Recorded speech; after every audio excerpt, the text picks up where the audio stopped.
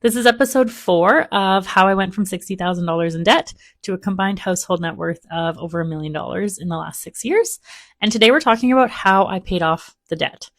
Okay, so how did I pay off $60,000 of debt in 3 years?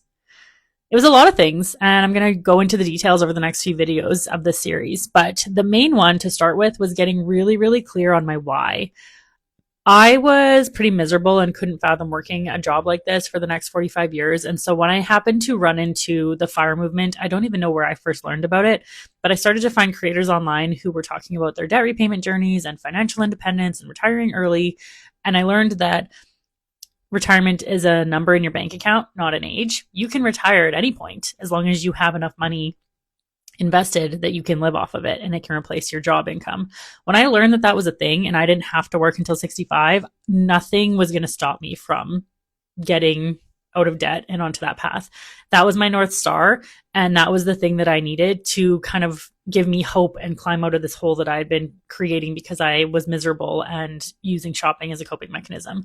So I rewrote all of my shopping addiction tendencies basically to repaying debt. So I started tracking my debt repayment in a spreadsheet, nothing fancy. You can make it yourself. I have it linked in my bio if you want to buy it yourself as well. But I got really, really clear on my why and I started tracking it and gamifying it. So I tracked every single month. I had a budget for how much I wanted to pay off, which told me if I stuck to it when I'd be debt free.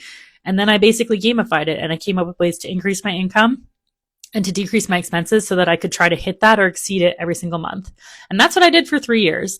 I increased my income in a lot of ways, and I'll talk about how in another video. I decreased my expenses in a lot of ways, including house hacking, which again, I don't know if that would work for everybody, buying real estate while you're in a lot of debt, but in the location that I lived in at the time, it made sense. So I'll go over the numbers in another video as to how that worked. But increasing my income, decreasing my expenses, and getting really clear on what my goal was and gamifying it and making it fun and rerouting all of my obsession tendencies towards this one goal that I knew was going to change my future is basically how I did it.